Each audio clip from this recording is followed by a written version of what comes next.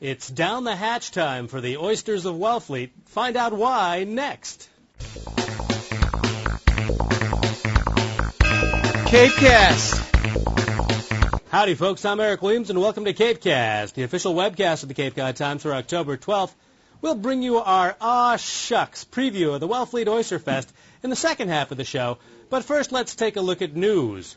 From the police blotter, Chatham police are searching for a man who allegedly beat up his girlfriend and injected her with heroin while she was unconscious Wednesday evening.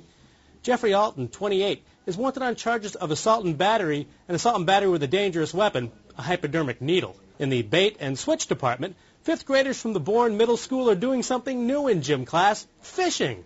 Physical education teacher Andrew Mather received a grant from several national fishing associations to start the new class, which replaces some sports like flag football and soccer.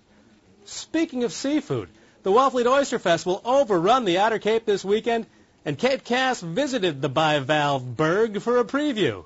The Wellfleet Oyster Festival brings Wellfleet alive for 2 days, the weekend after Columbus Day. It brings in people, it brings in business, it brings in good times. We get to promote the Wellfleet Oyster, which is a big part of why we put the festival on. There's excellent crafters and artisans that come in. There's music. There's food. If you pace yourself and you get here, as soon as you walk into the fest, you eat a dozen. You know, you pry in the pipes, you get things sort of moving.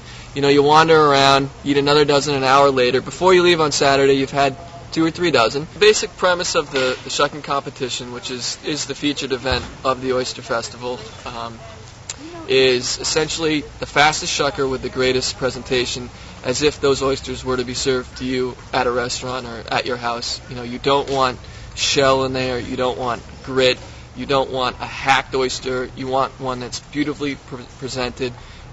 You know, one of the deductions is blood in the oyster.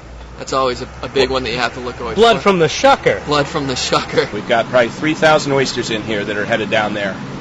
They've got about a day left to live. For the most part, these are wild-picked oysters right from Wellfleet. Kids going out and picking them on the low tide. Shell, one of the things we all need to know is how to shuck an oyster. We're not going to be heroes like the shuckers in the contest at OysterFest, but you get some oysters at home, you get some guests over, you got a shucking knife, you don't want to kill yourself. No, the key is to have a good shucking knife. These are the knives we use. It's got the nice curve on the end because you only need to go in the oyster a little bit. That's what that curve on it's for. An oyster has 2 sides. One side's deep, one side's flat, and you always want to have the deep side down so you save all the juices in your oyster. And then using either a glove or a towel, you just hold it in your hand so you don't stab yourself. Insert your knife right into the tip. Give it a little wiggle. It pops right open. That's a good sized oyster. That's a good sized oyster. There you go.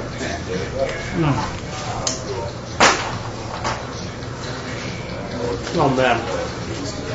What a town. Now, despite the shucking lesson, we here at CapeCast still found it hard to open an oyster the traditional way, so we brought in the heavy artillery.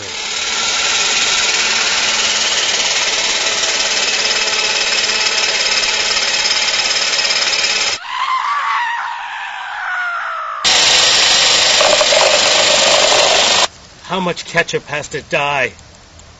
Now let's catch up with the world of sports. And to get your kicks on Route 6, World of Girls High School Soccer, Cape Cod Academy anesthetized Nantucket 3-0, clinching the Lighthouse Conference Championship.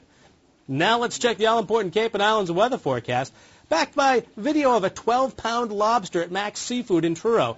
That's a 1.5 pound lobster on his shoulder right there. For tonight, mostly clear with a low around 43. For Saturday, sunny with a high near 60. For Sunday, sunny with a high near 61. Hey, folks, check out Sunday's Cape Cod Times. It's been a year since Christopher McCowan was convicted of the murder of Krista Worthington, and we'll bring you up to date on what has happened legally and personally to the main players. Okay, we've got to get out of here. This has been CapeCast for October 12th. Have a great weekend, everybody. See ya! CapeCast.